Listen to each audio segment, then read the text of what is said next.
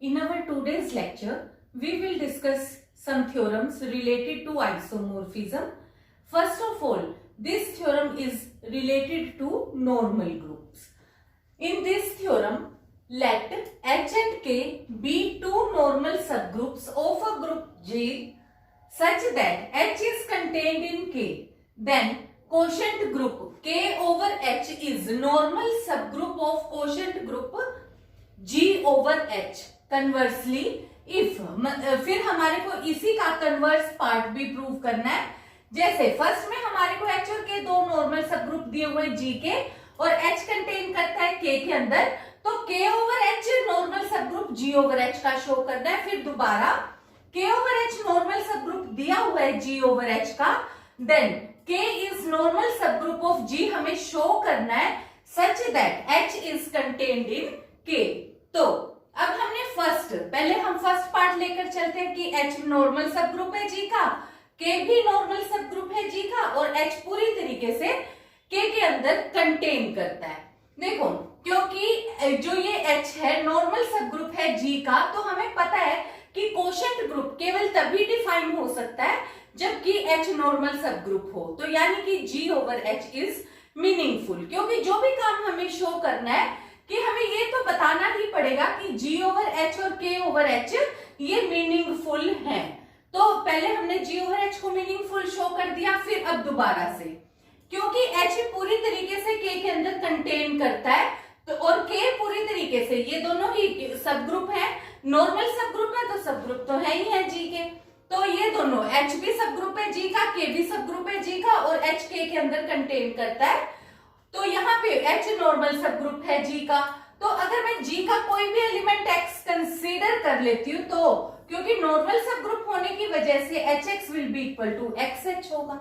अब देखो अगर मैं वही एलिमेंट X K का कंसीडर कर लेती हूँ तो वो X एलिमेंट K में भी है एज वेल एज G में भी है, तो जो यहाँ वाला एलिमेंट है X इसके लिए भी रिजल्ट पूरी तरीके से ये होल्ड करेगा, HX will be equal to XH.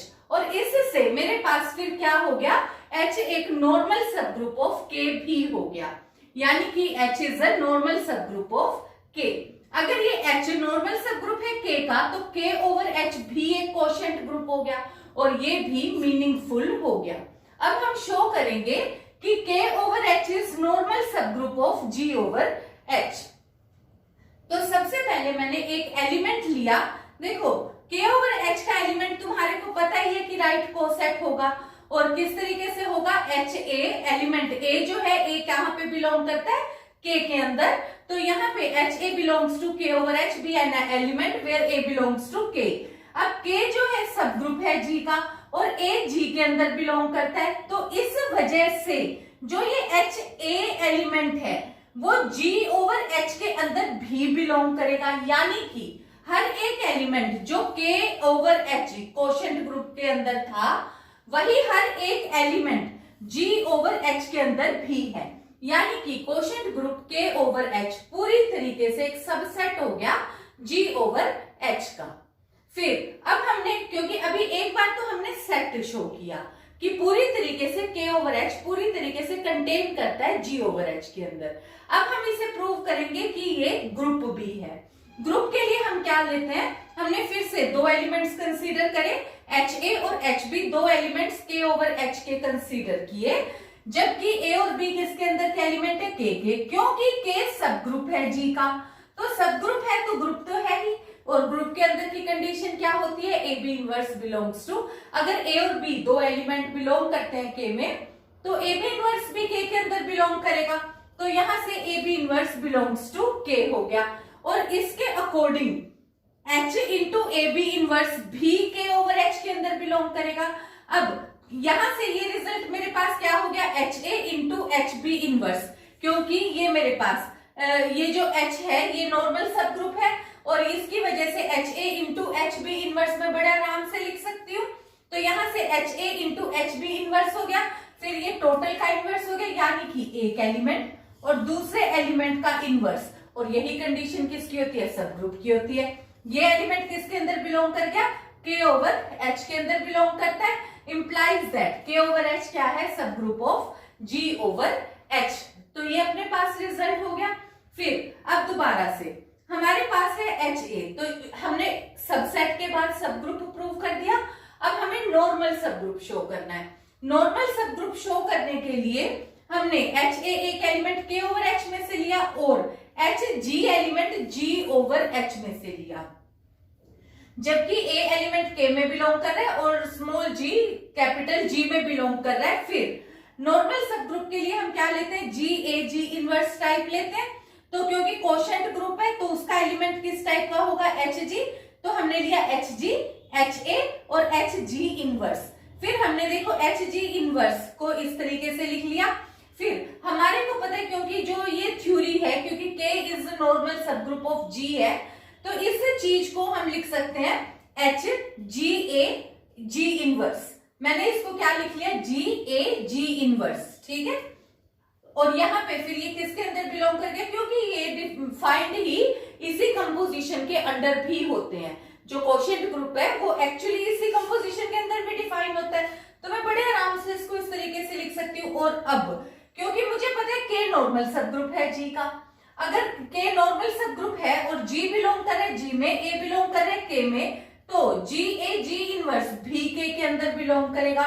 और इसका मतलब अगर ये वाला एलिमेंट K के अंदर का है तो ये एलिमेंट K ओवर H के अंदर का हो गया, यानी कि K over H is a normal sub group of G over H। तो ये अपने पास फर्स्ट रिजल्ट हो जाता है। इसके बाद अपना सेकंड रिजल्ट है इसका कन्वर्स पार्ट। कन्वर्स पार्ट में हमारे पास अब है K over H is normal sub group of G over H। अब हमें शो करना है कि K नॉर्मल सब ग्रुप है G का और H पूरी तरीके से K के अंदर कंटेन करता है। अब क्योंकि हमारे पास H नॉर्मल सब ग्रुप है K का, H नॉर्मल सब ग्रुप है G का, सब, तो इसका मतलब सब ग्रुप तो है ही, H इज अ सब ग्रुप ऑफ K और H इज अ सब ग्रुप ऑफ G। तो अब यहाँ पे वैल्यू क्या ले ली मैंने, एक एलिमेंट कंसीडर किया, A बिलोंग करता है K के अंदर, तो HA बिलोंग करेगा K ओवर H के अंदर। तो इसका मतलब क्योंकि ये नॉर्मल सब ग्रुप है G ओवर H का, तो इसका मतलब है कि जो ये K ओवर H है पूरी तरीके से G ओवर H के अंदर कंटेन करता है। तो ये वाला एलिमेंट HA जो KH में बिलोंग करता था G ओवर H में भी बिलोंग कर गया। और इसका मतलब क्या हो गया, जो ये A एलिमेंट है ये G के अंदर बिलोंग कर गया। और यहां से हमारे पास क्या कंक्लूजन निकला कि जो कोई भी एलिमेंट A K के अंदर बिलोंग करता है तो वो हर एक एलिमेंट G के अंदर बिलोंग करेगा ही करेगा, यानी कि K पूरी तरीके से G के अंदर कंटेन करेगा। तो अब हमारे पास यहां से क्या हो गया कि H K के अंदर कंटेन करता है और K G के अंदर कंटेन करता है, तो इसका मतलब K एक सब ग्रुप भी है G का, क्योंकि H is a normal sub group of K and H is normal sub group of G और K पूरी तरीके से G के अंदर कंटेन करता है। तो इसके बाद हमने क्या कंसीडर कर लिया कि A बिलोंग करता है K के अंदर, G बिलोंग करता है G के अंदर। अब ये कोई भी एलिमेंट है तो HA किसके अंदर बिलोंग करेगा, K ओवर H के अंदर, और यहां से HG किसके अंदर बिलोंग करेगा, G ओवर H के अंदर। implies that HG, HA, HG inverse किसके एलिमेंट होंगे, K ओवर H के। क्यों, क्योंकि K over H is normal sub group of G over H, ये नॉर्मल सब ग्रुप की कंडीशन है। अब यहां से हमारे पास क्या आ गया, हमने इनको ब्रैकेट्स हटा दी और यहाँ पे G इनवर्स लिख लिया, फिर इन तीनों को इकट्ठे कर दिया HGAG इनवर्स, ठीक है। और उसके बाद ये अपने पास इसका कंक्लूजन क्या हुआ कि ये एलिमेंट K के अंदर बिलोंग करता है। तो यहां से फिर कंक्लूजन क्या हुआ कि K जो है वो नॉर्मल सब ग्रुप है G का, और हमने ये भी प्रूव कर दिया कि H पूरी तरीके से K के अंदर कंटेन करता है। Now this is our second theorem on isomorphism. In this theorem we have, if N is the normal subgroup of G and H be any subgroup of G, then Hn over N is isomorphic to H over H intersection N. अब हमारे को यहाँ ये चीज prove करनी है। तो सबसे पहले तो देखो हम ये प्रूव करेंगे कि जो ये रिजल्ट है और ये रिजल्ट है, दो कोशेंट ग्रुप हैं, इनको हम ऐसे कोशेंट ग्रुप लिख भी सकते हैं या नहीं। तो उसके लिए मुझे ये शो करना होगा कि n नॉर्मल सब ग्रुप है इसका, H इंटरसेक्शन n इसका नॉर्मल सब ग्रुप है। तो सबसे पहले मैं ये चीज प्रूव करूंगी। अब देखो, क्योंकि मेरे पास n नॉर्मल सब ग्रुप है G का और H कोई भी सब ग्रुप है, तो इंटरसेक्शन जो है H इंटरसेक्शन n वो भी एक नॉर्मल सब ग्रुप होगी H की, क्योंकि उसके अंदर कॉमन एलिमेंट तो n वाले ही होंगे और वो नॉर्मल सब ग्रुप है। तो यहाँ पे H इंटरसेक्शन n जो है, क्योंकि और ये सारे के सारे एलिमेंट H के अंदर भी कंटेन करते हैं, n के अंदर भी कंटेन करते हैं, तो H intersection n will be normal sub group of H होगा। इस वजह से H over H intersection n हम मीनिंगफुल बन जाता है कि ये क्वोशिएंट ग्रुप की शेप में हम लिख सकते हैं। फिर अब दोबारा से ये अब हमारे पास क्या है कि n नॉर्मल सब ग्रुप है G का, इस वजह से हम लिख सकते हैं nx is equal to xn, और जहां पे x जो एलिमेंट है वो कौन से ग्रुप में से बिलोंग करता है, ऑब्वियसली G में से बिलोंग कर रहा है। अब तो ये जो एलिमेंट है x, क्योंकि nx is equal to xn है, और यहाँ पे जो ये h एलिमेंट है, अगर x h में बिलोंग करता होगा तो भी ये एलिमेंट x G में बिलोंग करेगा। तो यानी कि मैंने एक ऐसा एलिमेंट लिया जो कि H में था और H के करस्पॉन्डिंग वो G के अंदर भी ऑटोमेटिकली हो गया। तो ये एलिमेंट मैंने जो X कंसीडर किया है, साइमल्टेनियसली मैंने इस तरीके से कंसीडर किया कि वो H के अंदर भी है, और क्योंकि H सब ग्रुप है G का, तो G के अंदर तो ऑटोमेटिकली होगा ही होगा। तो nx will be equal to xn। तो यहां से जो ये x एलिमेंट क्योंकि H का एलिमेंट हो गया, तो इसको मैं nh is equal to hn लिख सकती हूँ, और इससे मेरे पास क्या चीज हो गई, hn इज अ सब ग्रुप ऑफ G हो जाता है। और यहां से क्योंकि जो नॉर्मल सब ग्रुप ये जो n है, n किसके अंदर कंटेन कर गया, n is contained in nh के अंदर कंटेन कर गया, और nh किसके अंदर कंटेन करता है, G के अंदर कंटेन करता है, क्योंकि hn हमने किसका सब ग्रुप लिया है, nh हो या hn एक ही बात है, तो वो G के अंदर कंटेन करता है।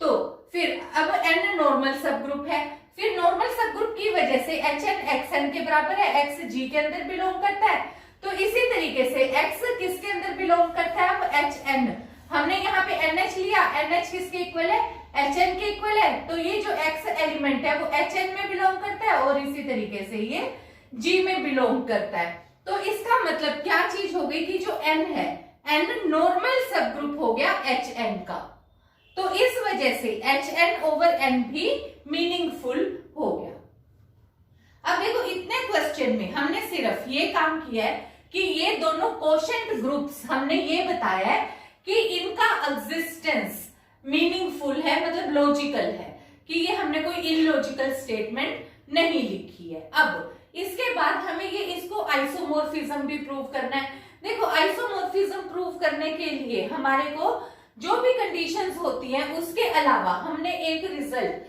फंडामेंटल थ्योरम जो करी, third fundamental theorem on homomorphism, उसके अकॉर्डिंग हमने रिजल्ट किया कि अगर मैं यहां से ये प्रूव कर दूं कि hn over n homomorphism and onto है with h and this is the kernel, और ये कर्नल है h इंटरसेक्शन n कर्नल है, तो ये चीज इसके आइसोमॉर्फिज्म हो जाएगी। तो यानी कि अब मुझे क्या चीज प्रूव करनी है, तो मैंने एक मैपिंग डिफाइन करी, define a mapping f is to h approaches to hn over n। देखो, मैंने hn over n approaches to h लिया, और इसको मैं कर्नल शो करूंगी, ठीक है। और इस मैपिंग को मेरे को सफिशिएंट है सिर्फ शो करना कि ये होमोमॉर्फिज्म है एंड ऑन टू है, और साथ तीसरा स्टेप कौन सा होगा कि h इंटरसेक्शन n को मैं कर्नल ऑफ f शो करूंगी। तो यहाँ पे रिजल्ट मेरे पास अब कितना हो गया, अब इसके अकॉर्डिंग मैंने f के अंदर x वैल्यू पुट करी, तो यहाँ से रिजल्ट कितना आएगा, nx। क्लियर है ना, क्योंकि हम ऊपर से कर चुके कि हम x को hn में कैसे दिखा सकते हैं, x इंटू आइडेंटिटी, तो ये जो x के साथ आइडेंटिटी ले लूंगी तो वो hn के अंदर बिलोंग करेगा।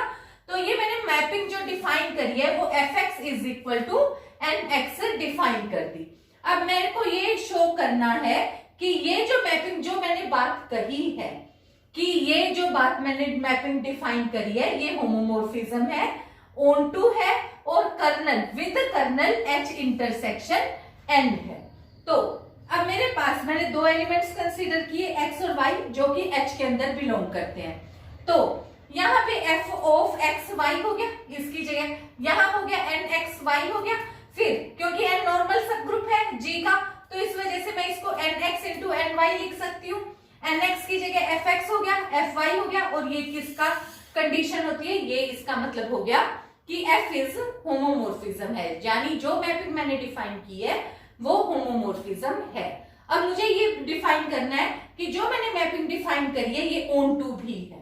ऑन टू के लिए अब मैंने क्या किया कि for all N X belongs to H N over N, तो यहाँ पे इसका जो सब ग्रुप है वो मैं ऐसे लिखती हूँ ना एन, और ये एक्स किस में से बिलोंग करता है, एच एन में से। और क्योंकि एक्स एच एन में बिलोंग करता है तो एक्स यानी कि किस टाइप का एलिमेंट हुआ, एच एन टाइप का, where h belongs to capital H and n belongs to capital N। तो पर मुझे पता है कि hn is equal to nh है, तो इस वजह से hn को मैं n dash h dash भी लिख सकती हूँ, where n dash किसी n में से बिलोंग करता है ग्रुप में से, और h dash ग्रुप h का कोई भी एनी अदर एलिमेंट है। तो फिर अब मेरे पास यहाँ से एफ एच डैश को मैं किस तरीके से लिखूंगी, क्योंकि एच डैश भी मेरे पास किसका एलिमेंट है, एच का एलिमेंट है, तो मैं एफ एच डैश को लिख सकती हूँ एन एच डैश। अब देखो जो ये एन एलिमेंट है, इस एन एलिमेंट को मैं एन इंटू एन डैश भी लिख सकती हूँ ना। तो मैंने इस एन एलिमेंट को एन इंटू एन डैश लिख लिया, फिर अगली बार मैंने इसको एन डैश एच डैश लिख लिया, एन डैश एच डैश को मैंने एच एन लिख लिया। एच एन मुझे पता है कि इज इक्वल टू एक्स है, तो इसका मतलब क्या हुआ कि हर एक एन एक्स जो कि एच एन ओवर एन में बिलोंग करता है, तो हर एक उस वैल्यू के लिए यहाँ पे कोई ना कोई एक एच डैश एच ग्रुप में जरूर एग्जिस्ट करता है, सच दैट कि उस वैल्यू को मैंने फंक्शन में पुट किया और जिसके करस्पॉन्ड मुझे आंसर मिला एन एक्स, तो इसका मतलब मेरे पास क्या हो गया, एफ इज ऑन टू। तो देखो मेरा मेन क्वेश्चन तो सॉल्व हो गया, क्योंकि मुझे ये प्रूव करना था कि होमोमोर्फिज्म ऑन टू है। अब यहाँ पे जो ये रिजल्ट मैंने इसको इसके होमोमोर्फिज्म ऑन टू प्रूव कर दिया। अब मेरा काम रह गया कि इसको मुझे कर्नल शो करना है। कर्नल के लिए मैंने फर्दर कर्नल एफ क्या चीज होगी, यहां से मेरे पास एक्स बिलोंग करता है एच में, तो एक्स एफ एक्स की वैल्यू हमारे पास कितनी आई है, एन एक्स आई है, और हमें पता है कि इसमें आइडेंटिटी एलिमेंट कितना होता है, राइट कोसेट्स के सेट में एन इटसेल्फ एक उसका आइडेंटिटी एलिमेंट होता है, तो इसलिए मैंने इसको एन के इक्वल ले लिया। तो अब यहाँ से मेरे पास फिर वैल्यू कितनी आती है, जब मैं एफ के अंदर एक्स पुट करती हूँ तो रिजल्ट मेरे पास होता है एन एक्स, यानी कि N X is equal to N हो गया। और यहाँ से कंक्लूजन क्या निकला कि जो एक्स एच के अंदर बिलोंग करता है वही एक्स एन के अंदर भी बिलोंग करता है, यानी कि एक्स किसका एलिमेंट हो गया, एच इंटरसेक्शन एन का हो गया, यानी कि जो ये मेरे पास कर्नल ऑफ एफ है वो किसके बराबर आ गया, एच इंटरसेक्शन एन के इक्वल आ गया। तो यहाँ से फिर मेरे पास क्या चीज हो गया कि ये होमोमोर्फिज्म भी है, ऑन टू भी है with kernel H intersection N. और फिर अब हमने यहाँ पे अप्लाई कर दी थर्ड थ्योरम ऑन होमोमोर्फिज्म, उसके अकॉर्डिंग अब यहाँ से by fundamental theorem of homomorphism H N over N will be isomorphic to H over H intersection N. Again this is our third theorem on isomorphism. In this theorem, H is a normal subgroup of G, K is normal subgroup of G such that H is contained in K, then K over H is a normal subgroup of G over H and G over K is isomorphic to G over H upon K over H. अब देखो जो आज हमने first theorem start की वो यही result हमने derive किया था कि H नॉर्मल सब ग्रुप था G का, K भी नॉर्मल सब ग्रुप था और H K के अंदर कंटेन करता था, तो हमने ये चीज प्रूव करी थी। अब सबसे पहले तो हम इसी रिजल्ट को यहाँ पे रिप्रोड्यूस कर देंगे केवल फर्स्ट पार्ट, कन्वर्स पार्ट की जरूरत नहीं है। तो अब अपने पास यहाँ पे रिजल्ट, हमारे पास फिर वैल्यू क्या है, क्योंकि H नॉर्मल सब ग्रुप है, K भी नॉर्मल सब ग्रुप है G का, तो G ओवर K और G ओवर H दोनों ही वेल डिफाइंड है, मतलब कि जो कोशेंट ग्रुप है ये डिफाइन हो सकते हैं। तो हमारे पास G ओवर K भी डिफाइन हो गया, G ओवर H भी डिफाइन हो गया। तो अब मेरे को ये शो करना है सबसे पहले तो कि ये वाली थ्योरम तो हम प्रूव कर ही चुके कि K over H is normal sub group of G over H। तो अब मुझे ये रिजल्ट भी मीनिंगफुल शो करना है। अब ये वाला रिजल्ट मीनिंगफुल शो करने के लिए, क्योंकि K over H G over H का नॉर्मल सब ग्रुप है, इसलिए G over H upon K over H ये भी मीनिंगफुल हो गया। ठीक है, मैंने रिप्रोड्यूस करा पहले मैंने वही आर्टिकल दोबारा यहाँ डिराइव किया, half up to converse part तक, कन्वर्स पार्ट नहीं निकालना। उसके बाद फिर हमने ये बता दिया कि ये रिजल्ट भी मीनिंगफुल है। अब हमारा क्वेश्चन स्टार्ट हो जाता है। तो अब देखो, अब मैंने को सोल्व क्या करना है। अब मैंने एक मैपिंग डिफाइन करी G ओवर H से G ओवर K के बीच में, और इस चीज को मैं कर्नल शो कर दूंगी फंक्शन का K ओवर H को। तो और मैं इस मैपिंग को होमोमॉर्फिज्म एंड ऑनटू शो कर दूंगी, और K ओवर H को मैं कर्नल शो कर दूंगी। तो मेरा रिजल्ट जो मुझे G over K isomorphism to G over H upon K over H show करना है, ये वेरीफाई हो जाएगा।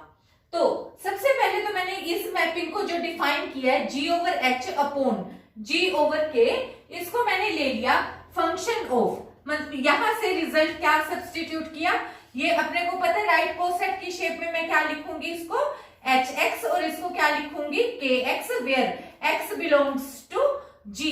अब मुझे ये शो करना है कि जो मैं रिजल्ट कह रही हूँ ये मैपिंग डिफाइन भी हो सकती है या नहीं हो सकती, यानी इन दोनों मैपिंग्स का कोई रिलेशन बनता भी है या नहीं बनता।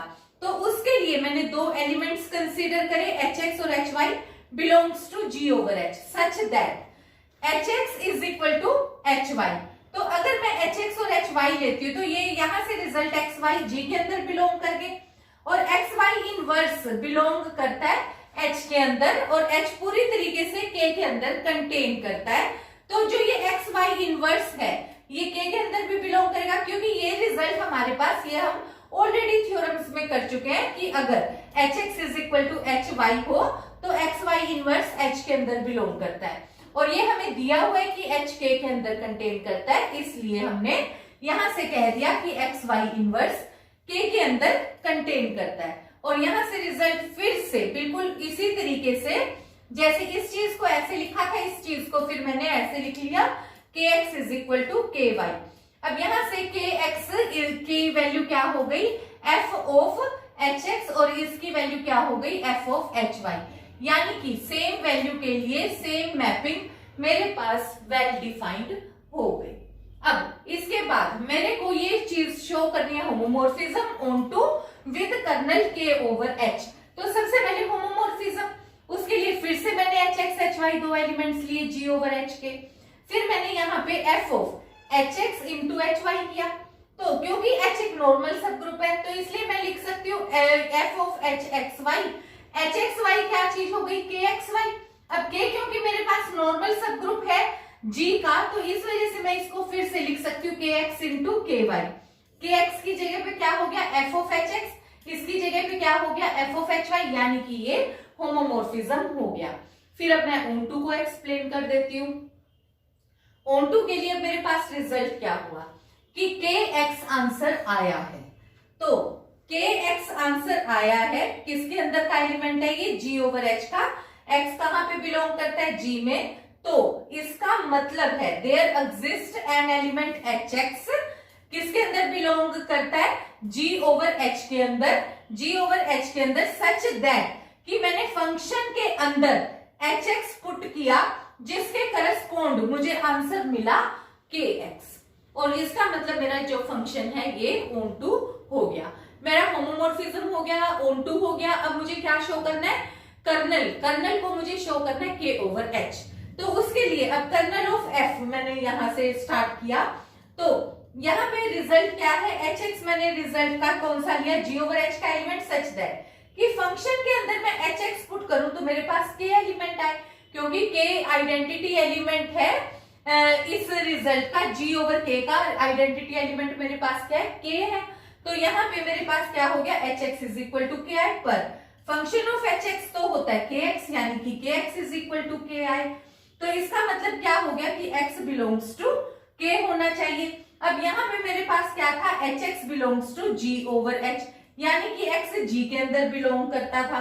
तो इसका मतलब यहाँ पे वैल्यू क्या हो गई कि ये जो रिजल्ट मेरे पास है कर्नल ऑफ F किसके इक्वल आ गया, ये K ओवर H के इक्वल आ गया, कि जो ये एलिमेंट X है ये किसका एलिमेंट है, K का एलिमेंट है। तो यहां से ये भी रिजल्ट क्या हो गया, K ओवर H 10। तो ये हमारे पास कर्नल ऑफ F क्या हो गया, K ओवर H। तो यानी कि मेरे 3 के 3 रिजल्ट वेरीफाई हो गए, होमोमॉर्फिज्म ऑनटू एंड कर्नल। तो फंडामेंटल थ्योरम के अकॉर्डिंग हमने जैसे लास्ट थ्योरम में किया था, सेकंड थ्योरम में, कि अगर मैं इस फंक्शन को, जो ये मैपिंग मैंने डिफाइन करी थी, homomorphism onto with kernel show कर देती हूं, तो ये रिजल्ट कर्नल ये वाला था, तो ये जो मैपिंग है ये आइसोमॉर्फिज्म हो जाएगी। मैंने इस मैपिंग को इसके साथ होमोमॉर्फिज्म ऑनटू प्रूव कर दिया, इसको कर्नल प्रूव कर दिया, तो ये आइसोमॉर्फिज्म मेरा प्रूव हो गया from the fundamental third theorem on homomorphism. We will rest our lecture here today. Hope you understand well. Thank you.